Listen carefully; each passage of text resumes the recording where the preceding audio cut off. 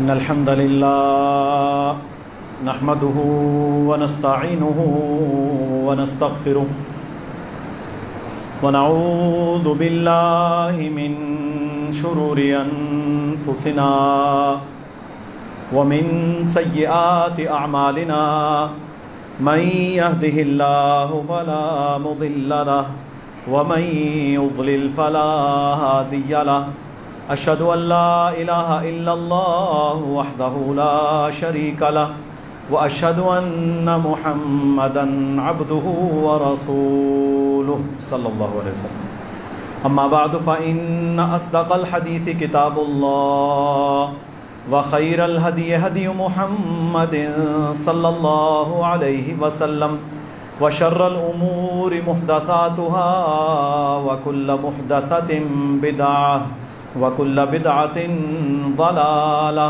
وكل ضلالة في النار أعوذ بالله السميع العليم من الشيطان الرجيم من همزه ونفخه ونفثه يا أيها الذين آمنوا اتقوا الله حق تقاته ولا تموتن إلا وأنتم مسلمون يا أيها الناس اتقوا ربكم الذي خلقكم من نفس واحدة وخلق منها زوجها وبث منهما رجالا كثيرا ونساء واتقوا الله الذي تساءلون به والأرحام إن الله كان عليكم رقيبا يا أيها الذين آمنوا اتقوا الله وقولوا قولا سديدا يصلح لكم أعمالكم ويغفر لكم ذنوبكم ومن يطع الله ورسوله فقد فاز فوزا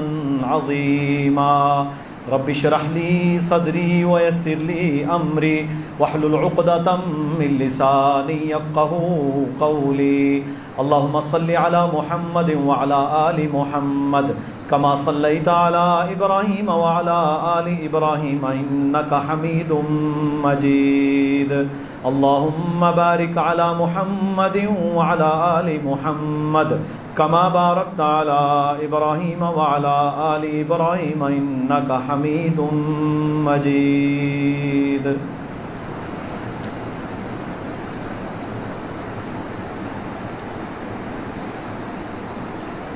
اللہ رب العزت نے جمعۃ المبارک کے دن ہم پر ظہر کی نماز کے بدلے جمعہ فرض قرار دیا۔ جتنی بھی نمازیں ہیں 5 وقت کی، ان میں سب سے افضل نماز جمعہ ہے اور خطبہ جمعہ کا سننا ہے۔ ایک بات ہمارے ذہن میں رہنی چاہیے کہ خطبہ جمعہ کے اندر جب بندہ شامل ہوتا ہے تو وہ اسی طرح ہے جیسے نماز میں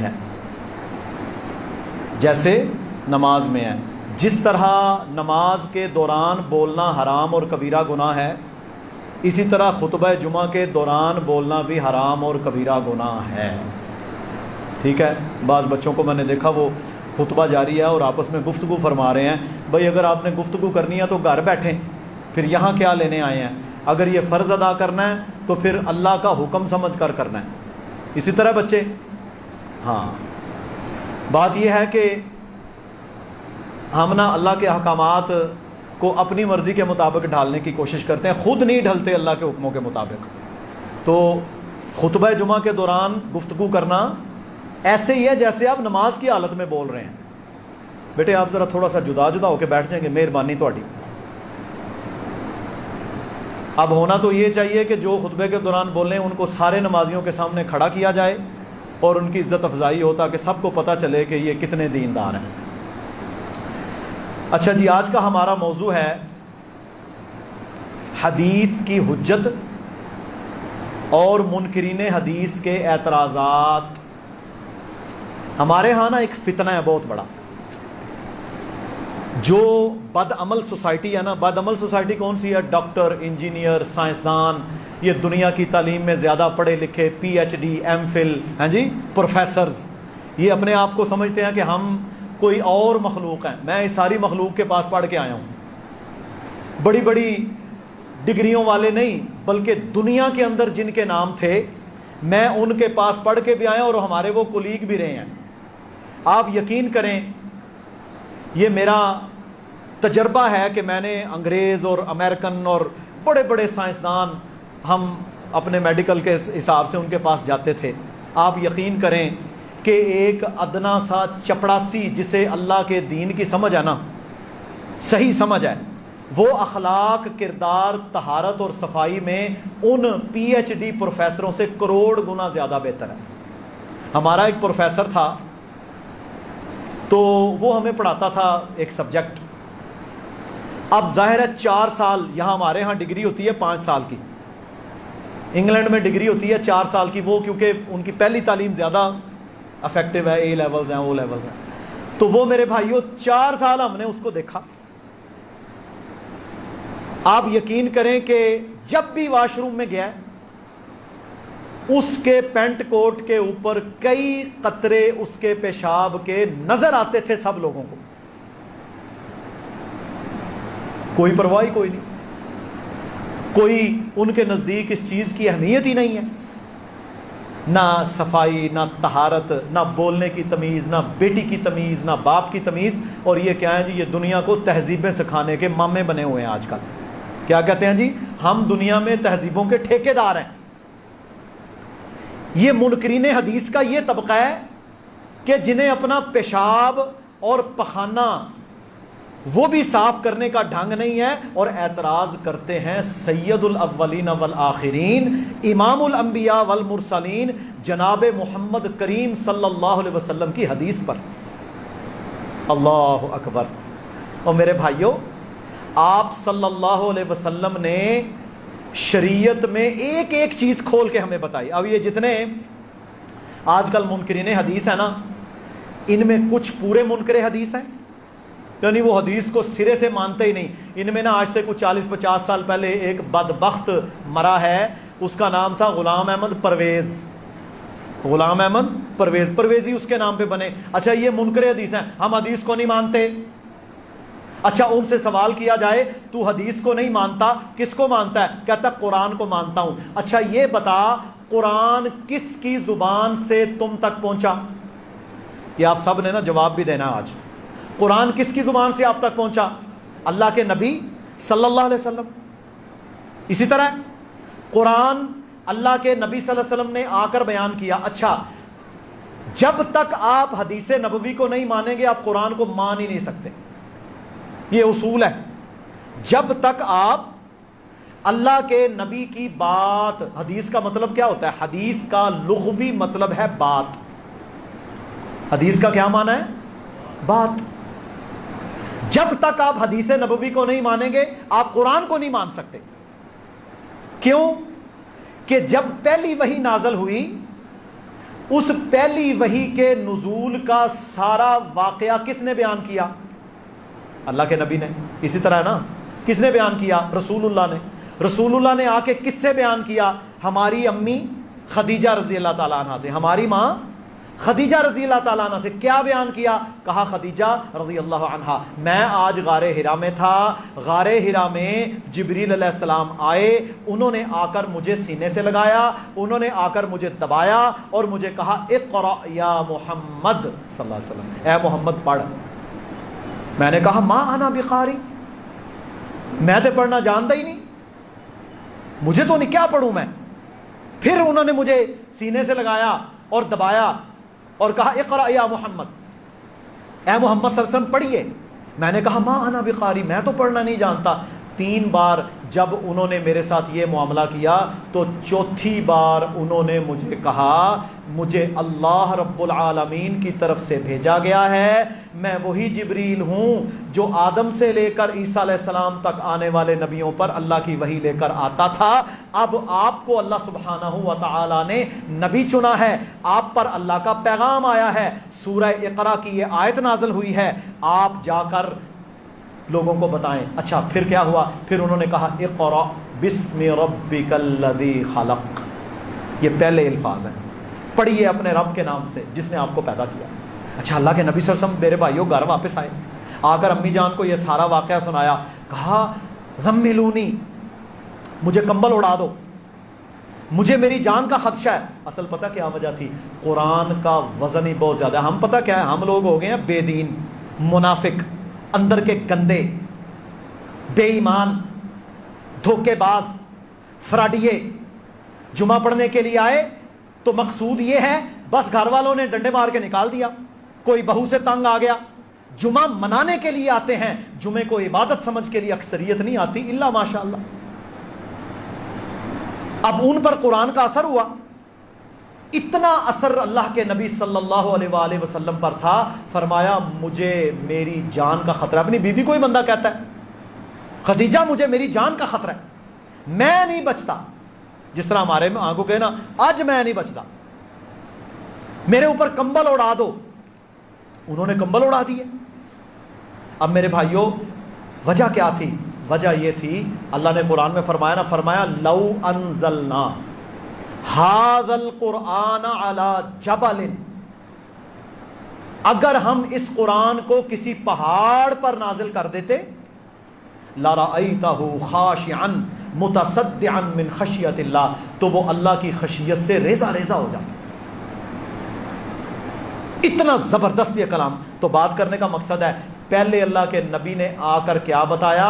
آ کر سارا واقعہ بیان کیا، پھر کہا کہ مجھ پر وحی نازل ہوئی۔ اب کسی منکر حدیث سے بندہ یہ پوچھے قرآن کہاں پہلی دفعہ نازل ہوا، تو وہ کہے گا غار حرا میں، یہی کہے گا نا۔ کون لے کے آیا؟ کہے گا جبریل علیہ السلام۔ اچھا غار حرا میں نازل ہوا، بتا قرآن میں کہاں لکھا ہے غار حرا میں نازل ہوا؟ قرآن میں لکھا ہوا ہے کہیں یہ واقعہ؟ یہ اللہ کے نبی نے بیان کیا ہے۔ ہمارا عقیدہ کیا ہے؟ صحابہ کا عقیدہ کیا تھا؟ اللہ کے نبی نے کیا سکھایا؟ تابعین کا کیا عقیدہ تھا؟ امام بخاری، مسلم، ترمذی، ابن ماجہ، امام ابو حنیفہ، سارے محدثین، فقہاء، علماء کا کیا عقیدہ تھا؟ کہ وحی کی دو قسمیں ہیں۔ کتنی؟ دو۔ پہلی قسم قرآن جس کی تلاوت کی جاتی ہے، دوسری قسم حدیث جس کو عام طور پر تلاوت نہیں کی جاتی، یہ بھی ہے وحی۔ اب اس کے دلائل قرآن میں دیکھیں۔ قرآن میں اللہ نے کیا فرمایا؟ فرمایا اتبعوا ما انزل الیکم من ربکم ولا تتبعوا من دونہ اولیاء، تم اس بات کی پیروی کرو جو اللہ نے آسمانوں سے نازل کی ہے، اس کے علاوہ اولیاء کے پیچھے نہیں چلنا، دوستوں کے پیچھے نہیں چلنا۔ وَأَنزَلْنَا إِلَيْكَ الذِّكْرَ لِتُبَيِّنَ لِلنَّاسِ مَا نُزِّلَ إِلَيْهِمْ، فرمایا ہم نے آپ پر قرآن نازل کیا ہے تاکہ جو اس میں نازل ہوا آپ لوگوں کو سمجھائیں۔ سمجھانا کس نے ہے؟ سمجھانا کس نے ہے؟ اللہ کے نبی نے۔ اچھا اب عقل والوں کے لیے یہی نشانی ہے نا۔ کسی ایک منکر حدیث مجھے ملا، پروفیسر تھا، کہتا میں نہیں حدیث کو مانتا۔ میں نے کہا نماز پڑھتے ہو؟ کہتا ہے پانچوں پڑھتا ہوں۔ میں نے کہا ان 5 نمازوں کے نام قرآن مجید سے مجھے دکھا دو، میں تمہاری بات مان لوں گا۔ وہ نہیں میں لوگوں کے کلچر کے حساب سے پڑھتا ہوں، سارے کرتے ہیں میں بھی کرتا ہوں۔ میں نے پھر اسے یہ کہا، میں نے کہا اس کا مطلب ہے کہ تو نماز اللہ کے نبی کا طریقہ سمجھ کر نہیں پڑھ رہا، تو کلچر سمجھ کے پڑھ رہا ہے، یہ تیرے منہ پر ماری جائے گی، کوئی فائدہ نہیں ہوگا تجھے اس نماز کا، کیونکہ تو اللہ کے نبی والی نماز تو پڑھنا ہی نہیں چاہتا۔ نماز کہاں سے؟ حدیث سے۔ وضو کا طریقہ حدیث نبوی۔ اذان کیسے دینی ہے؟ رسول اللہ۔ سنتیں کتنی ہیں؟ فرض کتنے ہیں؟ فجر، ظہر، عصر، مغرب، عشاء کے اوقات کیا ہیں؟ وضو کیسے ٹوٹتا ہے؟ استنجا کیسے کرنا ہے؟ واش روم میں کیسے جانا ہے؟ کون بتائے گا؟ امام الانبیاء۔ ارے ظالموں، بدبختو، تم لوگوں نے رسول اللہ صلی اللہ علیہ وسلم کی اہمیت ختم کر دی۔ در حقیقت یہ لوگ قرآن کے منکر ہیں، یہ قرآن کو بھی نہیں مانتے، کیونکہ قرآن کیا کہتا ہے؟ قرآن کہتا ہے ما ینطق عن الہوی، میرے نبی اپنی خواہش سے نہیں بولتے، ان ہوا الا وحی یوحی، بلکہ وہ تو اللہ کی وحی آتی ہے پھر بولتے ہیں، وہ تو اپنی مرضی سے نہیں بولتے، وہ تو اللہ کی وحی کے مطابق بولتے ہیں۔ پھر دوسرے مقام پر اللہ نے کیا فرمایا؟ من یطع الرسول فقد اطاع اللہ، جس نے رسول کی اطاعت کی گویا اس نے اللہ کی اطاعت کی۔ تو حدیث کا منکر ہے؟ اب دیکھیں قرآن میں اللہ نے فرمایا فَإِن تَنَازَعْتُمْ. اچھا ہمارے ہاں تنازع ہو جاتا ہے نا, تنازع جھگڑا. اللہ کہتا ہے اے لوگو فَإِن تَنَازَعْتُمْ, اگر تمہارا جھگڑا ہو جائے. دیکھیں نا, میرا اور کسی کا اختلاف ہو گیا, تنازع بن گیا. فَإِن تَنَازَعْتُمْ فِي شَيْءٍ, اگر تمہارا کسی شے پر. اچھا آپ نے غور کیا یہ سارے لفظ اردو کے ہیں, بنیادی طور پر یہ عربی کے لفظ ہیں جو اردو میں مستعمل ہیں, کیونکہ اردو تو کل کی زبان ہے, عربی جو ہے وہ ہزاروں سالوں کی زبان ہے. فَإِن تَنَازَعْتُمْ, اگر تمہارا تنازع ہو جائے, فی شیء, کسی شے پر, فَرُدُّوهُ, تو اسے لوٹا دو. کس پر؟ اِلَى اللَّهِ وَالرَّسُولِ, اللہ کی طرف, اللہ کے رسول کی طرف.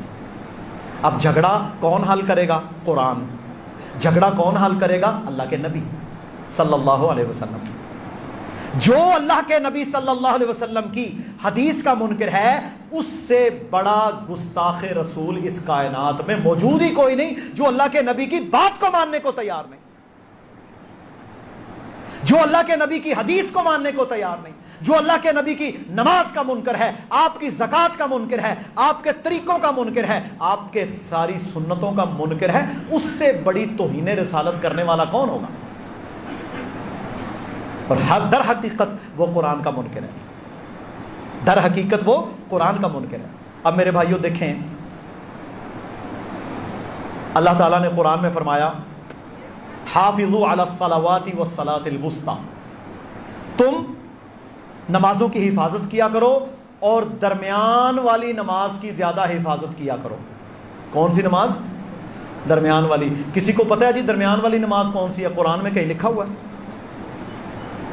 عصر. آپ کو کہاں سے پتا چلا؟ اللہ کے نبی نے بتایا. آپ کو کس نے بتایا ہے؟ قرآن میں تو نہیں. اللہ نے فرمایا درمیان والی نماز کی حفاظت کر. ظہر بھی ہو سکتی ہے, مغرب بھی ہو سکتی تھی, لیکن عصر کی نماز کس نے بیان کیا؟ محمد الرسول اللہ صلی اللہ علیہ وسلم, آپ نے بیان کیا. یہ کس کا حق ہے؟ اللہ کے نبی کا حق ہے. قرآن جن پر نازل ہوا, کیونکہ اللہ کے نبی کی ذمہ داری صرف قرآن پہنچانا نہیں تھا. یہ بھی سن لیں, آج گمراہیاں بہت زیادہ ہیں. ہمارا نوجوان طبقہ کبھی غامدی کے پیچھے, کبھی ان بدبختوں کے پیچھے میرے بھائیوں پڑھ پڑھ کے اپنے دماغ خراب کرتا ہے. علم کے کورے ہوتے ہیں یا علم کے کمزور ہوتے ہیں. اور میرے بھائیوں جا کر اللہ کے نبی کی حدیث کا انکار کر کے اگر جان بوجھ کر بندہ ایسا کرے, وہ فوراً اسلام سے خارج ہو جاتا ہے. وہ تو رسول اللہ کی بات ہی نہیں مانتا. لا الہ الا اللہ اس نے مان لیا, محمد رسول اللہ کو تو وہ منکر ہے.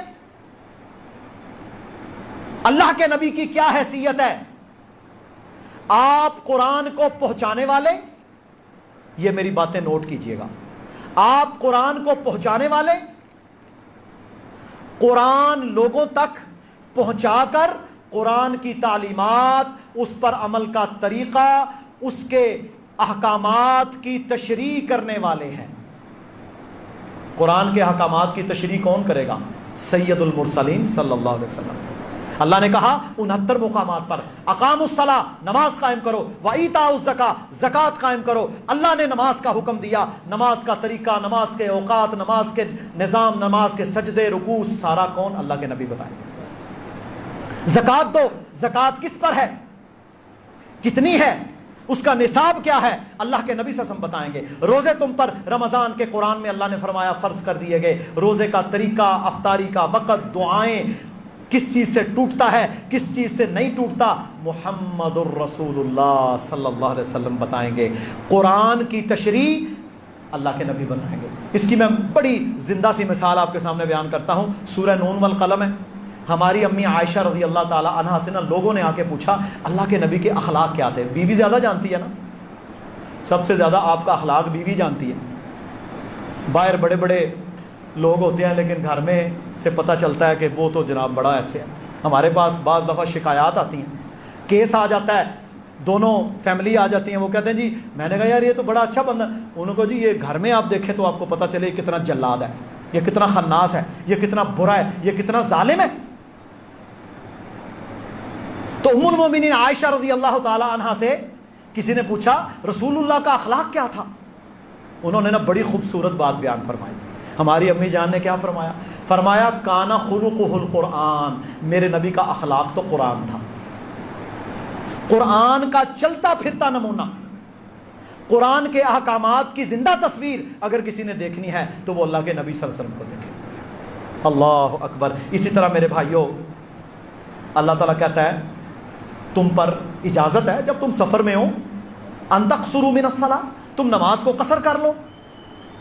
بس قرآن میں صرف اتنا آیا ہے اگر تم سفر میں ہو تو نماز کو قصر کر لو. کون سی قصر کرنی ہے، کون سی نہیں کرنی؟ نمازیں جمع کرنے کا طریقہ، جمع سوری کیا ہے، جمع تقدیم کیا ہے، جمع تاخیر کیا ہے، کون بتائے گا؟ اللہ کے نبی صلی اللہ علیہ وسلم. اللہ کے نبی صلی اللہ علیہ وسلم. اللہ کہتا ہے فَصَلِّ لِرَبِّكَ وَانْحَرْ، نماز پڑھیے اور قربانی کیجیے. قربانی کا طریقہ کیا ہے؟ قربانی کون کرے گا؟ چھری کہاں چلانی ہے؟ دعا کون سی پڑھنی ہے؟ بکرا جانور کیسے لٹانا ہے؟ گوشت کیسے تقسیم کرنا ہے؟ کیا حلال ہے کیا حرام ہے؟ شریعت نے تو یہاں تک بتایا کہ کسی کے لیے جائز نہیں کہ وہ جانور کا گوشت اور جانور کی کھال قصائی کو اجرت میں دے. یہ قرآن میں تو نہیں لکھا ہوا، یہ بھی وحی ہے، یہ اللہ کے نبی کو اللہ نے بتایا لیکن قرآن سے علاوہ بتایا. اسی لیے میرے بھائیوں یاد رکھ لیں حدیث نبوی، سنت نبوی، حدیث نبوی، سنت نبوی یہ بھی دین ہے، یہ قرآن کی تشریح ہے. جو اس کا منکر ہے وہ بالاولی قرآن کا بھی منکر ہے، کیونکہ قرآن کہتا ہے میرے نبی کی بات کو ماننا ہے. آگے چلیں اللہ کہتا ہے یا ایھا الذین آمنوا اذا نودی للصلاۃ من یوم الجمعہ، جب تمہیں جمعے کے لیے بلایا جائے تو فوری طور پر اپنے کاروبار ختم کر کے آ جاؤ. قرآن میں یہ تو نہیں لکھا ہوا کیسے بلانا ہے. آ جاؤ بھائی آ جاؤ جمعہ ہو گیا، اس طرح بلانا ہے؟ کیسے بلانا ہے؟ اذان دے کر. کیسے بلانا ہے؟ اذان دے کر. پورے قرآن میں کہیں اذان لکھی ہوئی ہے؟ میں صرف یہ بیان کر رہا ہوں کہ قرآن اللہ کی کتاب ہے، قرآن میں واضح احکامات ہیں لیکن ان احکامات کی ساری تشریح اللہ کے نبی بیان کریں گے. اگر آپ رسول اللہ کو نکال دو گے تو تم بنیادی طور پر اسلام کے ساری عمارت کو گرا دو گے. مقصد یہ ہے بیان کرنے کا. اللہ اکبر. اس کے بعد کیا فرمایا؟ فرمایا والسارق والسارقۃ ایدیہما فاقطعوا ایدیہما، چوری کرنے والا مرد اور چوری کرنے والی عورت ان کا ہاتھ کاٹ دو. حکم ہے نا قرآن کا، ان کا ہاتھ کاٹ دو. کس کا کاٹنا ہے؟ چوری کرنے والا مرد ہو یا عورت ہو، اللہ کہتا ہے اس کا ہاتھ کاٹ دو. قرآن کا حکم ہے، اللہ کا فیصلہ ہے. اچھا کوئی بندہ ایک جامن چوری کر لے، کسی بندے نے ایک ٹافی چوری کر لی، کسی بندے نے 1 روپیہ چوری کر لیا، اس کا بھی ہاتھ کٹے گا؟ بھائی قرآن کہتا ہے اس کا ہاتھ کاٹو. بات یہ ہے قرآن میں اللہ نے ایک عمومی حکم بیان کیا، اس کی تشریح کون بیان کرے گا؟ اللہ کے نبی. ساتھ اللہ نے اپنے نبی کو جبریل علیہ السلام کے ذریعے سے بتا دیا کہ ان کو بتا دیجئے کہ چور کا ہاتھ کم از کم اس وقت کٹے گا جب وہ 1/4 دینار جتنی چوری کرے. اللہ اکبر. یہ تقریباً پتہ کتنا پیسہ؟ 1 دینار کی بکری آتی ہے 50,000. کتنے؟ عام بکری آج کل 40,000 کر لیں. اس کے 4 حصے کریں. کتنے حصے کریں؟ 4. کتنے پیسے بنے؟ 10,000. یہ میں ایک مثال دے رہا ہوں. 1/4 دینار سے کم اگر چوری کرتا ہے تو اس کو کوڑے لگا لو، اس کو جیل میں ڈال دو، اس کو سزا دے دو وغیرہ وغیرہ اور تعزیرات ہوں گی. جب اس کی چوری 10,000 روپے یا اس سے زائد کی ہوگی تب اس کا ہاتھ کٹے گا. صحیح بخاری میں اللہ کے نبی نے واضح کر دیا. وما ارسلناک الا رحمۃ للعالمین. اگر قرآن کا یہ عمومی حکم منکر حدیث کے پاس چلا جائے وہ تو کہے گا انہیں ایک جامن چرایا انہوں ایک ہاتھ کٹو تھا، وہ تو 1 روپے کا. چھوٹی چوری میں کیوں رخصت دی شریعت نے؟ اور بھائی کوئی بندہ مجبور ہو کے روٹی چوری کر لیتا ہے، کوئی بیچارہ مظلوم مجبور ہو گیا، یا کوئی چھوٹا موٹا چور ہے، عادی چور نہیں ہوتے، ان کا ہاتھ کاٹنے سے اس لیے منع کیا کہ ان کو تعزیر دو، سزا دو، درے مار لو، مہینہ دو، جیل میں ڈال دو، کیونکہ ہاتھ تو یہاں سے کٹے گا بھائی، یہ کلائی گئی، دایاں ہاتھ آپ کا کٹے گا، جب دایاں ہاتھ کٹ گیا بندہ تو گیا۔ اور 10,000 سے زائد جو لاکھوں کی چوریاں ڈکیتیاں کرتے ہیں وہ عادی مجرم شیطان ہوتے ہیں، پتہ ہے آپ کو؟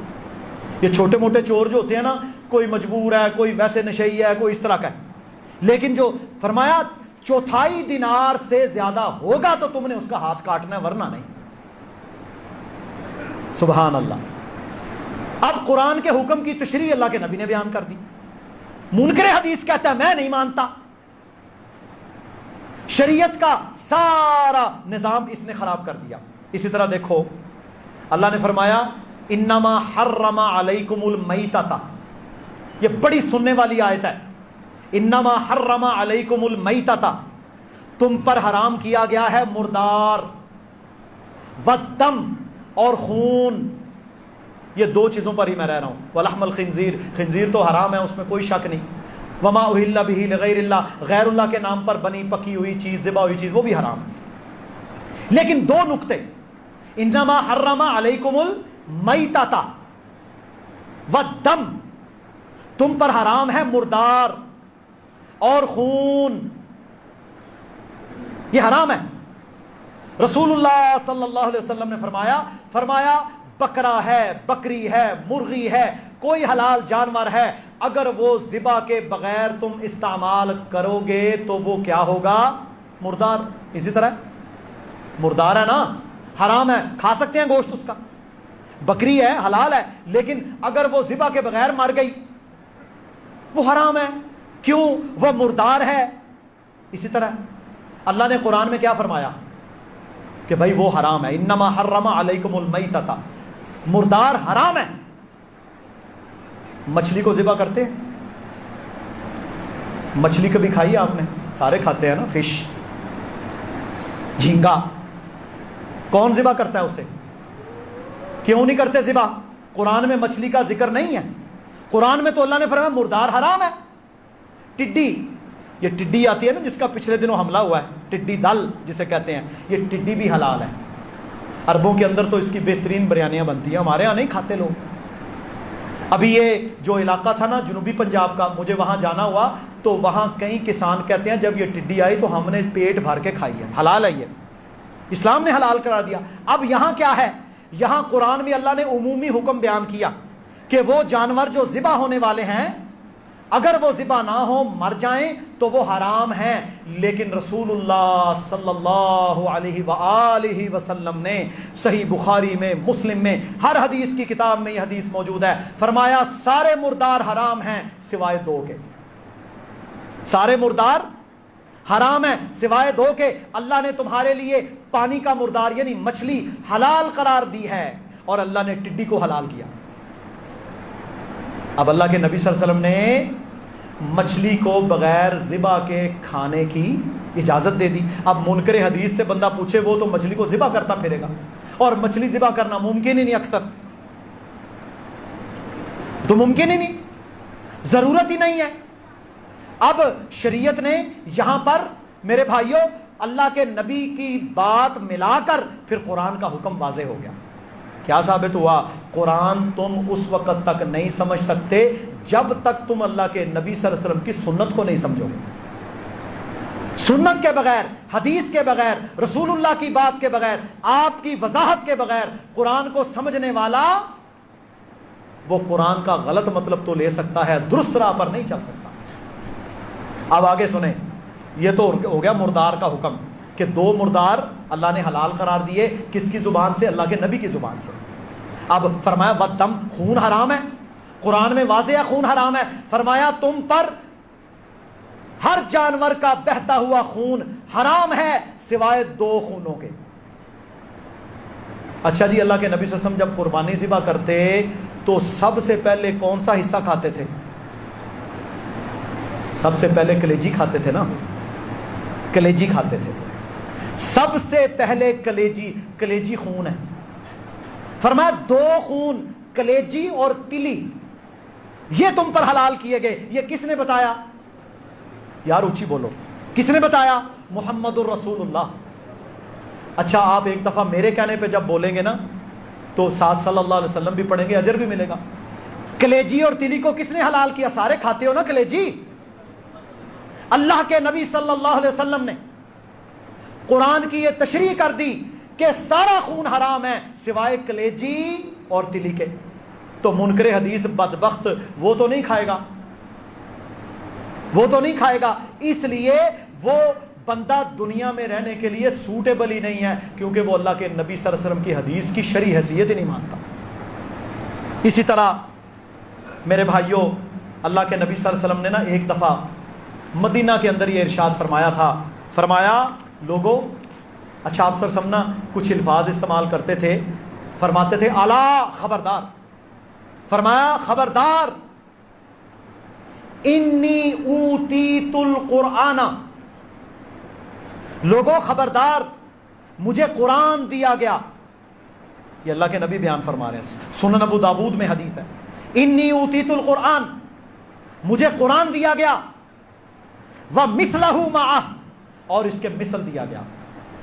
اور فرمایا ایک وقت آنے والا ہے کہ ایک بدبخت پیٹ بھرا متکبر شخص وہ مسند پر تکیہ لگا کر بیٹھا ہوگا اور وہ تمہیں کہے گا کہ تمہاری ہدایت کے لیے قرآن کافی ہے, سن لو اللہ نے مجھے قرآن بھی دیا اور اللہ نے میری سیرت اور میری سنت کو بھی تم پر لازم قرار دیا. اللہ کے نبی کے بغیر تم میرے بھائیوں زندہ ہی نہیں رہ سکتے. رسول اللہ صلی اللہ علیہ وسلم کی سنتیں, آپ کے طریقوں کے بغیر کوئی معاملہ چل ہی نہیں سکتا. اللہ نے فرمایا وَمَن يُشَاقِقِ الرَّسُولِ, جس نے میرے رسول کی نافرمانی کی. اب یہاں کون مراد ہے؟ رسول سے کون مراد ہے؟ اللہ کے نبی صلی اللہ علیہ وسلم. مَن يُشَاقِقِ الرَّسُولِ, جس نے میرے رسول کی نافرمانی کی.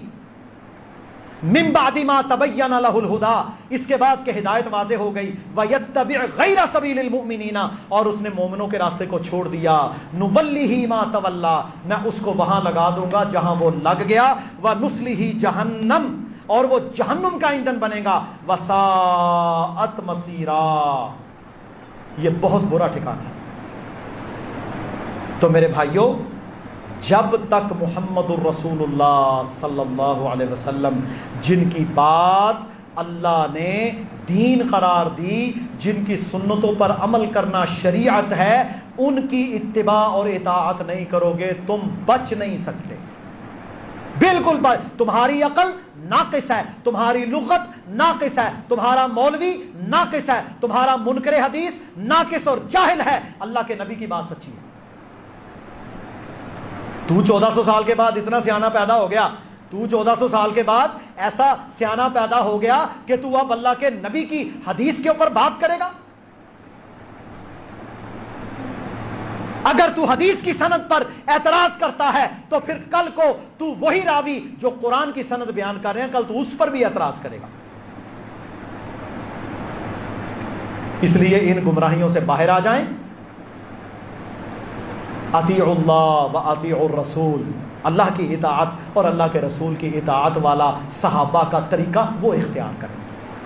اسی میں خیر ہے, اسی میں جنت ہے, اسی میں بچت ہے. اپنی عقل کو اور اپنی زبانوں اور لغتوں کو پرے رکھیں. جب اللہ کے نبی کی بات آ جائے اس کو ماننا ہے. اور آج تو انگریز ماننے کو تیار ہو گیا.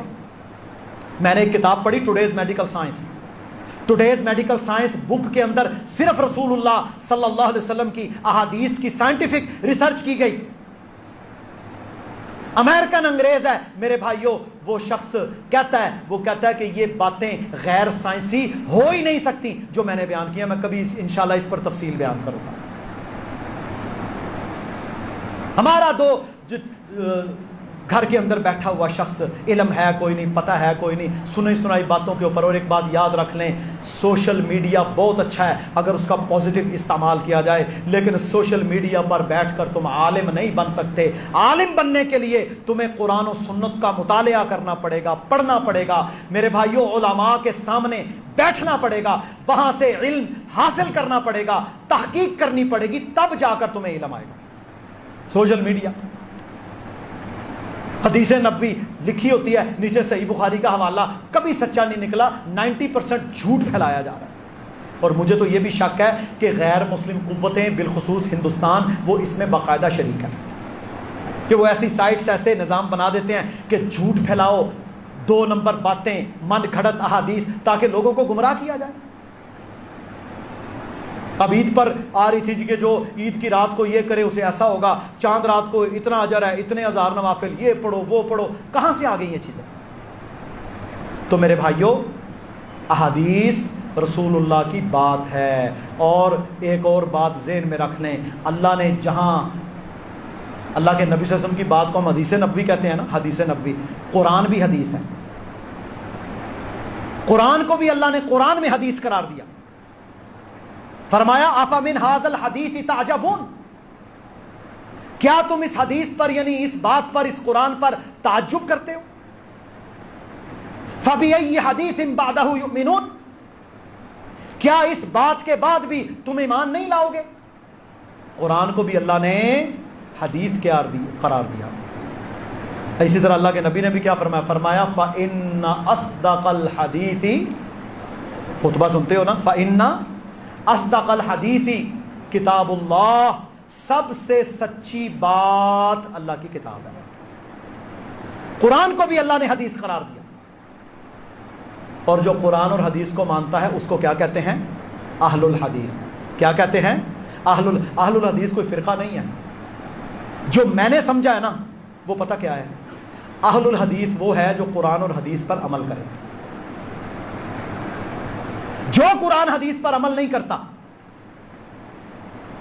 قرآن حدیث کو جھٹلاتا ہے اپنے ظاہری اعمال سے، اپنے باطنی اعمال سے، قرآن حدیث پر عمل کرنے کے تیار نہیں ہوتا اور کہلواتا ہے اپنے آپ کو اہل حدیث، وہ بندہ فرقہ ہے۔ امام احمد سے کسی نے پوچھا کون ہے اہل الحدیث؟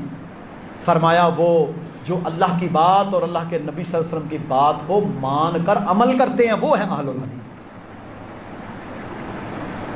ان کے بارے میں ہے کہ یہ ہے فرقہ ناجیہ جو نجات پا جائے گا، لیکن وہ جو عمل کرے وہ نہیں کہ عمل اپنی مرضی کا، میں اہل حدیث ہاں جی، اچھا جی تیری شلوار تو ٹخنے سے نیچے ہے۔ ایک ہوتا ہے اعمال کی کمزوری، گناہ ہو جانا، غلطی یہ ہو جاتی ہے سب سے۔ ایک ہوتا ہے ظاہری اعمال میں بھی قرآن و حدیث کی واضح مخالفت، تیری شادی ہندوؤں والی، تیرا مرنا ہندوؤں والا، تیرا چہرہ یہودیوں جیسا، تیرا لباس کافروں جیسا، تیری تجارت کافروں جیسی، تیری معیشت سودی، تو اس کو حرام مانتا ہی نہیں اور کہتا میں اہل حدیث ہاں جی۔ یہ کوئی اہل حدیث نہیں ہے، یہ کوئی اہل سنت نہیں ہے۔ امام احمد کہتے ہیں اہل الحدیث وہ ہے جو قرآن اور حدیث پر عمل کرتا ہے، وہ فرقہ نہیں ہے، ورنہ وہ دوسرے فرقوں کی طرح ہی ہوگا۔ دیکھیں نا، لوگوں نے شہروں کے نام پر، بستیوں کے نام پر، علاقوں کے نام پر دین نہیں بنائے، اماموں کے نام پر مذہب نہیں بنے۔ 400 سال کے بعد، شریعت کے 400 سال کے بعد، اللہ کے نبی کے بعد، لوگوں نے جناب حنفی، شافعی، مالکی، حنبلی، جعفری یہ فرقے کھڑے کر لیے۔ حضرت ابو بکر حنبلی تھے، حضرت عمر شافعی تھے،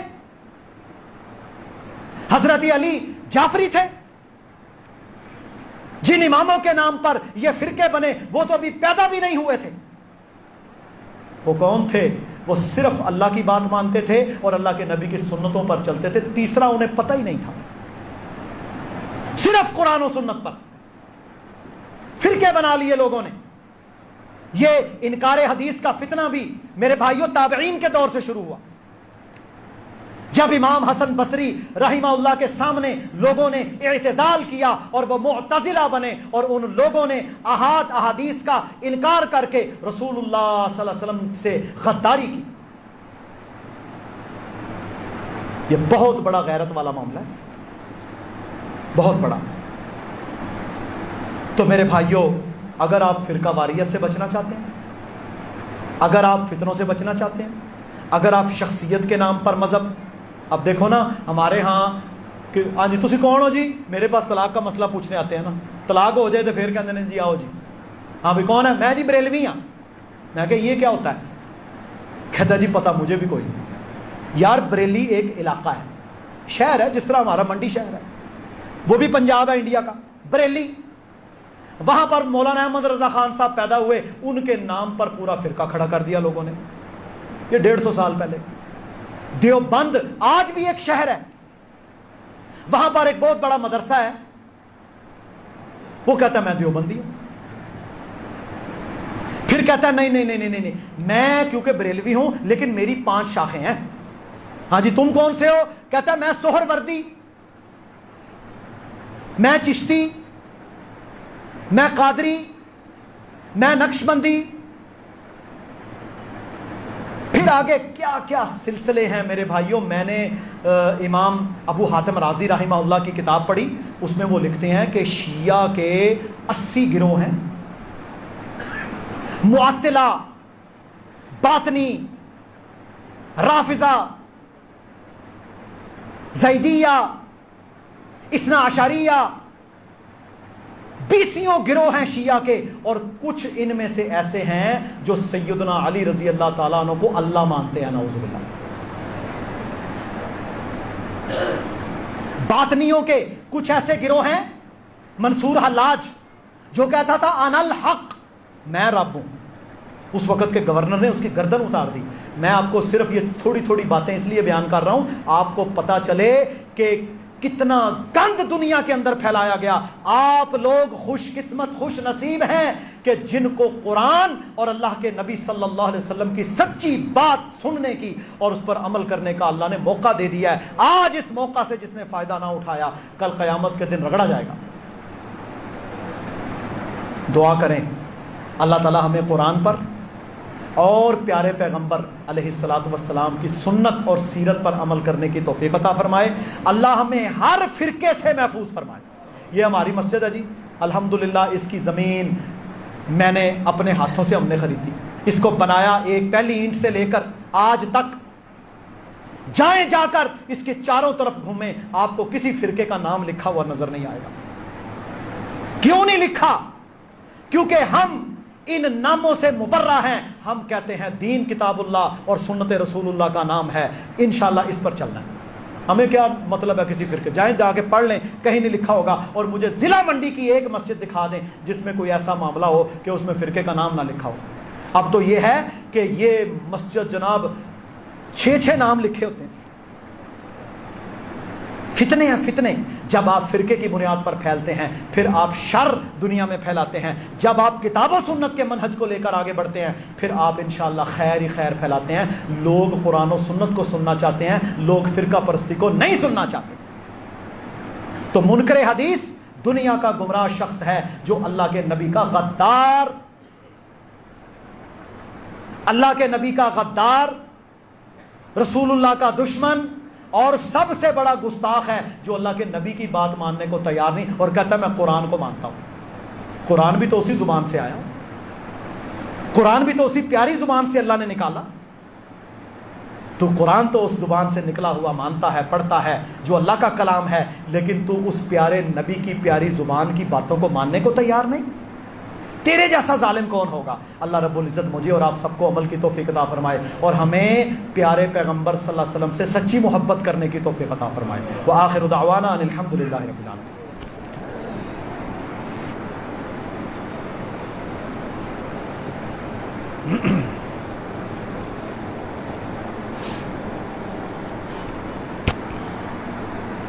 الحمدللہ والصلاة والسلام علی رسول اللہ وعلی آلہ واصحابہ ومن والا، اما بعد۔ اچھا جی، یہ موضوع بڑا اہم ہے، اس میں چند باتیں باقی ہیں، میں چاہتا ہوں کہ وہ بھی بیان کر دی جائے۔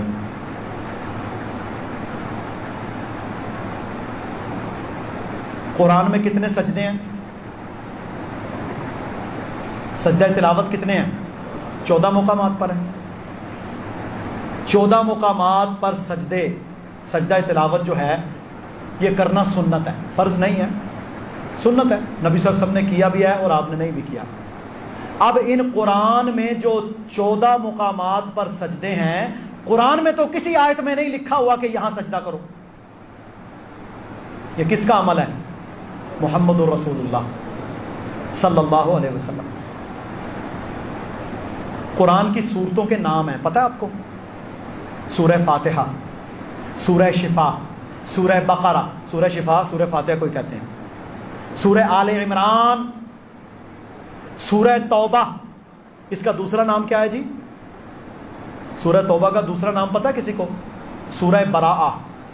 یہ شروع ہوتی ہے نا براءۃ من اللہ، اس کا دوسرا نام ہے سورہ براءہ. سورہ محمد، اس کا دوسرا نام پتہ ہے کسی کو؟ اس کا دوسرا نام ہے سورہ قتال.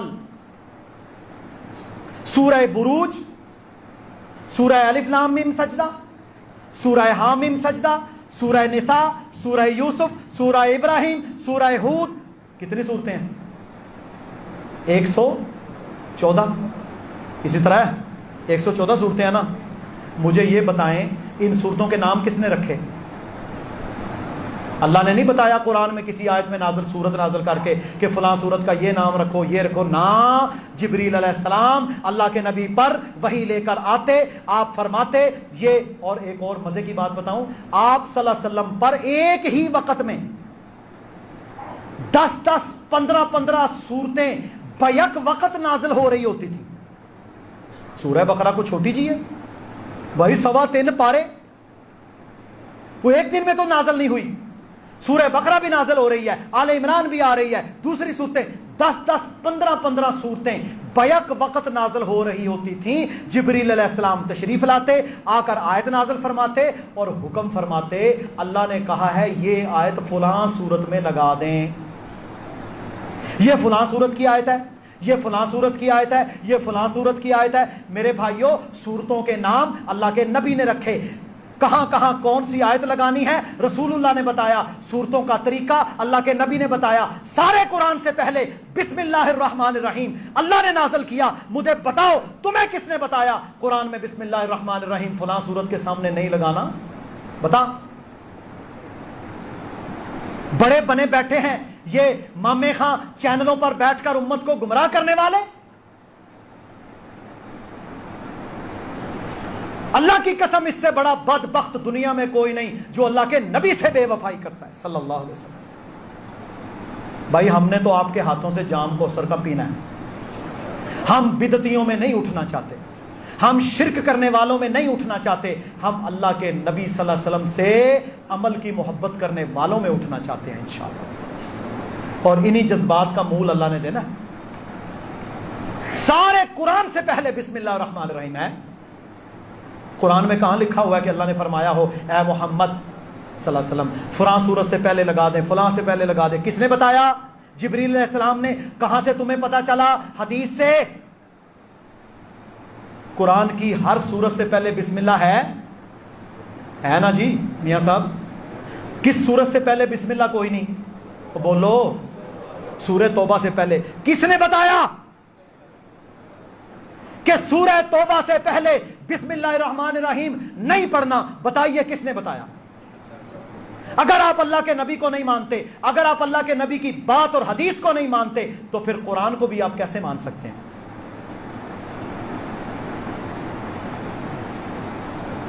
گدھا، کھوتا حلال ہے کہ حرام ہے؟ گدھے کی کتنی قسمیں ہیں؟ ایک ہوتا ہے جنگلی کھوتا، جنگلی گدھا. ایک ہوتا ہے گھریلو گدھا، یہ جو ہمارے یہاں کھوتے ہیں. پہلے یہ بھی حلال تھا. قرآن میں کہاں لکھا ہوا ہے کھوتا حلال ہے؟ منکرین حدیث کو کھوتا کھانا چاہیے. کتے کی حرمت، جی بالکل کتے کی حرمت لاؤ قرآن سے نکال کر. اور تمہیں کچلی والے دانت بھی نہیں ملیں گے. ایسے ایسے کتے بھی دنیا میں موجود ہیں جن کے دانت بکری کی طرح ہیں. اور جو کچلی والے دانت والا جانور بھی جو حرام ہے وہ کس نے بتایا؟ اور بولو ہمارے یہ دانت ہے نا، تو یہ جو نوک والے دانت ہیں یہ گوشت خور کے لیے ہوتا ہے. جو جانور گوشت نہیں کھاتا اس کے یہ 2 کچلی والے چونچ والے نوک والے دانت نہیں ہوتے. آپ دیکھ لیں بکرے ہیں بکریاں ہیں ان کے بالکل پلین دانت ہے سارے، کیونکہ انہوں نے سبزہ کھانا ہے، ہم نے گوشت کھانا ہے. جانوروں نے جو درندے ہیں انہوں نے گوشت کھانا ہے. اب درندوں کا کیا ہے؟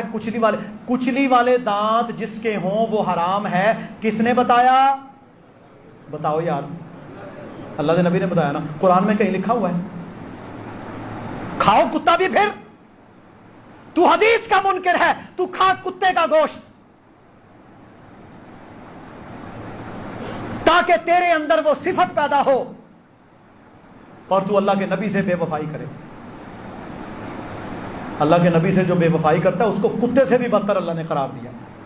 لہم قلوب لا یفقہون بہا, یہ لوگ دل رکھتے ہیں پر سوچتے نہیں. وَلَهُمْ أَعْيُنٌ لَا يُبْصِرُونَ بِهَا, یہ آنکھیں رکھتے ہیں پر دیکھتے نہیں. وَلَهُمْ آذَانٌ لَا يَسْمَعُونَ بِهَا, یہ کان رکھتے ہیں پر سنتے نہیں. أُولَٰئِكَ كَالْأَنْعَامِ بَلْ هُمْ أَضَلُّ, یہ لوگ چوپائے ہیں, چار ٹانگوں والے. خنزیر بھی چار ٹانگوں والا ہے بلکہ ان سے بھی بدتر. کتا کس نے حرام قرار دیا؟ اللہ کے نبی نے. منکر حدیث بالکل اس حدیث کو نہ مانے, اسے چاہیے وہ کتا گھر میں کھائے, خود بھی کھائے. وہ تو خنزیر بھی کھائے گا کیونکہ حدیث میں کچلی والا جانور اللہ نے حرام قرار دیا.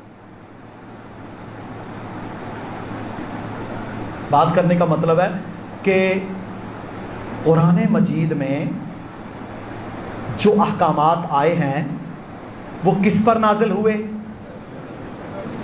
ذرا اونچا بولیں. میں قسم اٹھا کر کہتا ہوں اس مالک کی جس کے علاوہ معبود کوئی نہیں, یہ باتیں قیامت کے دل وزن رکھتی ہیں. قرآن کس پر نازل ہوا؟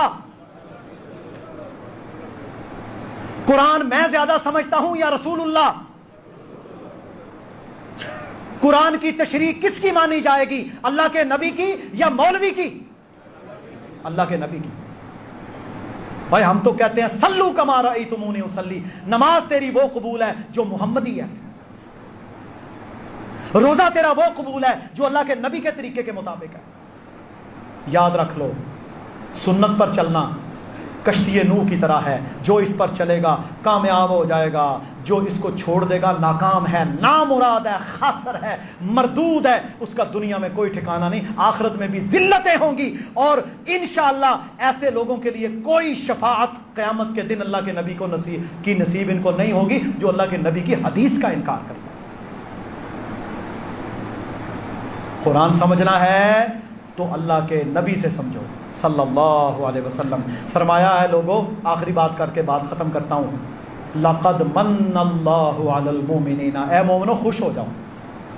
خوش ہے نا, اللہ نے آپ کو اللہ کے نبی کا امتی بنایا, خوش ہیں. اللہ نے ہمیں ایسے نبی عطا فرمائے جن جیسا کوئی پیدا نہیں ہوا نہ ہوگا. لقد من اللہ علی المؤمنین, اے مومنو خوش ہو جاؤ کہ تم میں سے اللہ نے ایک ایسا نبی بھیجا جو تم پر اللہ کی آیتیں پڑھتا ہے, وَيُزَكِّيهِمْ, تمہارا تزکیہ کرتا ہے, تمہیں صاف کرتا ہے گناہوں سے, وَيُعَلِّمُهُمُ الْكِتَابَ وَالْحِكْمَةَ, اور تمہیں کتاب سے مراد کیا ہے؟ قرآن. تمہیں کتاب اور حکمت کی تعلیم دیتا ہے, تمہیں کتاب اور حکمت کی تعلیم دیتا ہے. حکمت سے مراد سنت ہے. دعا کریں, میں بھی دعا کرتا ہوں, یا اللہ ہمیں سنت پر چلنے والا بنا, ہمیں قرآن کا فہم اللہ کے نبی سے حاصل کرنے کی توفیق عطا فرما, ہمیں ایک رتی برابر بھی انکار حدیث کے فتنے سے محفوظ فرما, ہماری اولادوں کو محفوظ فرما, اور ان کو ہدایت عطا فرما جو لوگ اللہ کے نبی کی حدیث کا انکار کرتے ہیں. میرے بھائیو, یہاں پر ہمارا ایک بھائی ہوتا ہے احسان, ملتانی کہتے ہیں اسے, اس بیچارے کے سگے چچا کو وہاں پر عید کے ایام میں ملتان میں قتل کر دیا گیا. اس بیچارے نے آج فون کیا, کہتا جی ان کی غائبانہ نماز جنازہ پڑھا دینا, بس وہی راہ جان دی, اندھا قتل. تو انشاءاللہ سب بھائی اس کی غائبانہ نماز جنازہ پڑھیں گے, اس کے چچا کی. سبحان ربک رب العزت عما یصفون وسلام علی المرسلین والحمد للہ رب العالمین.